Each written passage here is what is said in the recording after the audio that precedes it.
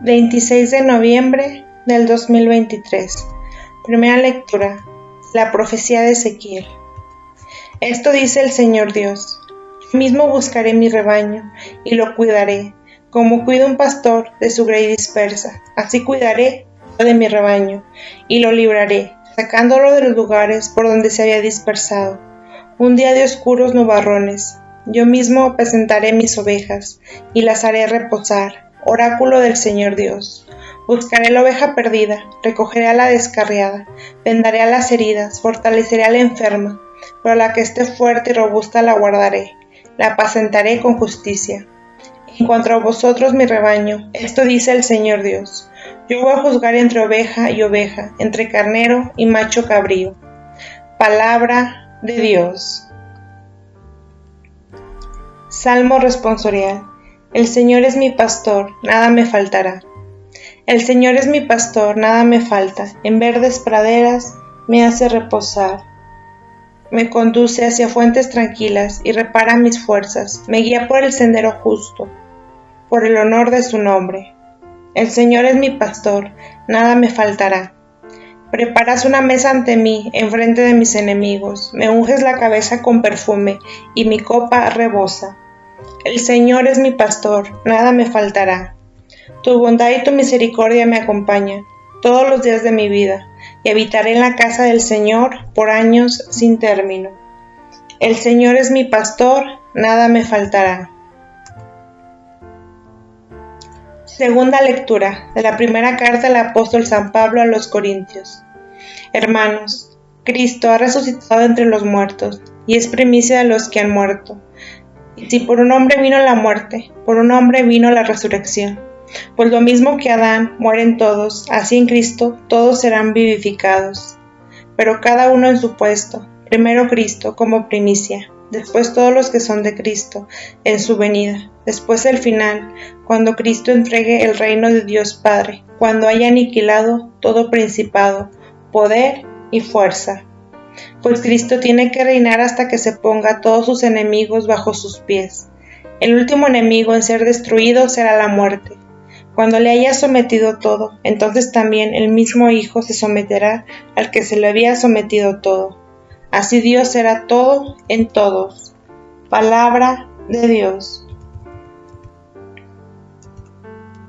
Evangelio. El Santo Evangelio según San Mateo. En aquel tiempo dijo Jesús a sus discípulos: Cuando venga en su gloria el Hijo del Hombre y todos los ángeles con él, se sentará en el trono de su gloria, y serán reunidas ante él todas las naciones. Él separará unos de otros, como un pastor separa las ovejas de las cabras, y pondrá las ovejas a su derecha y las cabras a su izquierda. Entonces dirá el Rey a los de su derecha: Venid vosotros, benditos de mi Padre, y heredad mi reino, preparado para vosotros desde la creación del mundo. Porque tuve hambre y me diste de comer, tuve sed y me diste de beber, fui forastero y me hospedaste, estuve desnudo y me vestiste, enfermo y me visitaste, en la cárcel y viniste a verme. Entonces los justos le contestarán: Señor, ¿cuánto te vimos con hambre y te alimentamos, o con sed y te dimos de beber? ¿Cuándo te vimos forastero y te hospedamos, o desnudo y te vestimos?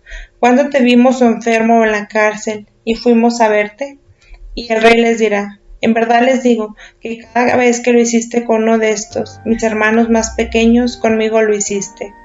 Entonces dirá a los de su izquierda: Apartaos de mí, malditos, id al fuego eterno, preparado para el diablo y sus ángeles, porque tuve hambre y no me diste de comer, tuve sed y no me diste de beber, fui forastero y no me hospedaste, estuve desnudo y no me vestiste, enfermo y en la cárcel y no me visitaste.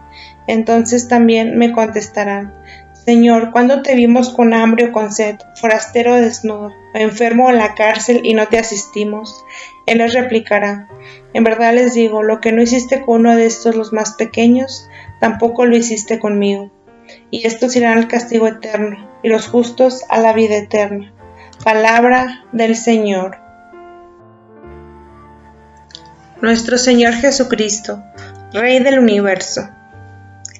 Esta solemnidad reciente, históricamente, es del 11 de diciembre de 1925. El Papa Pío XI con la encíclica Quas Primas, instituyó esta solemnidad. Lo hizo al final del Año Santo de 1925.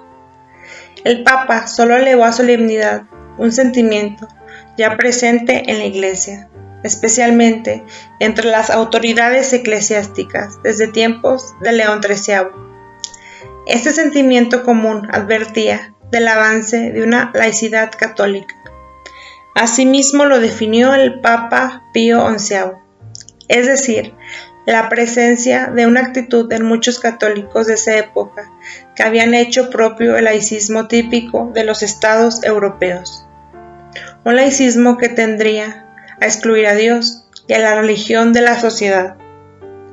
Fue frente a esta sociedad predominantemente gobernada por totalitarismos que Pío XI trató de reaccionar. Su intención era formar a los católicos para que reconocieran a Cristo como el único Rey verdadero. Nuevo laicismo. Ese contexto de laicismo ha desaparecido en nuestro tiempo. Ciertamente no, todo lo contrario, en algunos aspectos incluso ha empeorado. El laicismo católico de esta época se ha transformado solo en laicismo sin ponerle adjetivo. Podemos describirlo como una total apatía hacia las cosas de Dios, hacia las cosas de fe, y una indiferencia hacia el mensaje evangélico. Estas personas que vienen a la iglesia conservan todavía el sentimiento religioso. Podemos observar que algunos de los cristianos, sobre todo en los no practicantes, ser hijos de su tiempo y dejarse impregnar de ese laicismo y comenzar a excluir a Dios, a Jesús, el Evangelio, de sus opciones, de sus lugares de trabajo, etc.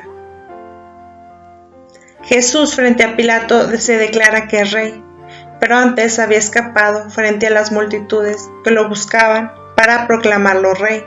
Su reinado no es según los cánones de entonces, como tampoco los de hoy. No vino a tiranizar, no vino a conquistar o invadir naciones. Vino a servir y dar la vida por todos. Por eso su realeza se manifiesta al igual que las atenciones del buen pastor a sus ovejas. Él mismo conduce a sus ovejas por pastos abundantes y aguas tranquilas. Su cayado da seguridad y consuelo, aunque tengamos que atravesar un oscuro valle de dolor, de la soledad, de angustia, de la enfermedad, de la vejez, incluso de la muerte. Este rey va en busca de la oveja descarriada, porque se preocupa por la vida de cada persona, especialmente si son los humildes, los pobres, los pecadores.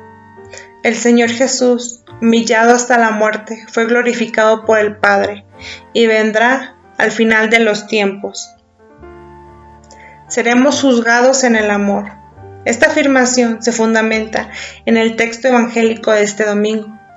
San Mateo nos cuenta la parábola del pastor que separa las ovejas de los cabritos. El texto confronta dos categorías de personas, quienes están atentos a las necesidades de los más insignificantes, de mis hermanos, y quienes los ignoraron. En el texto vemos esta tercera categoría, los más insignificantes de mis hermanos. En ellos está presente Jesús. El Evangelio nos pone en el centro un mensaje fundamental para la vida cristiana, nuestra identidad de hijos y hermanos. Este mensaje que encontramos es la palabra de Dios y es claro. Somos hermanos de Jesús y hermanos entre nosotros. La fraternidad es el lugar de encuentro con el resucitado. Esos hermanos insignificantes de los que habla Jesús somos todos nosotros. Si redescubrimos nuestra identidad de hijos y hermanos, podremos reconocer al Señor en las personas que están junto a nosotros. Yo mismo iré a buscar a mis ovejas y velaré por ellas. La idea de la realeza que nos da la palabra de Dios en el libro del profeta Ezequiel es la anticipación de la realeza propia del buen pastor. Este profeta del siglo VI a.C. describe perfectamente a Jesús como el buen pastor, un pastor que ejerce su realeza cuidando sus ovejas. Él es el quien va a buscar de las extraviadas y cuida de todas. Jesús es rey a su manera. Su realeza es ir en busca de cada uno de nosotros para traernos hacia Él. Lo podemos definir como un rey que tiene corazón de pastor. ¿Qué significa esto? Significa que el Señor nos cuida, incluso dentro de ese tiempo, tan convulsionado en tantos aspectos.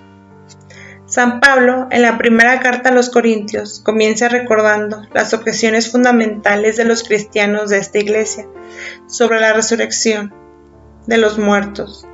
Utiliza un argumento por contradicción. Les recuerda, si no se admite la resurrección de los muertos, tampoco Cristo resucitó.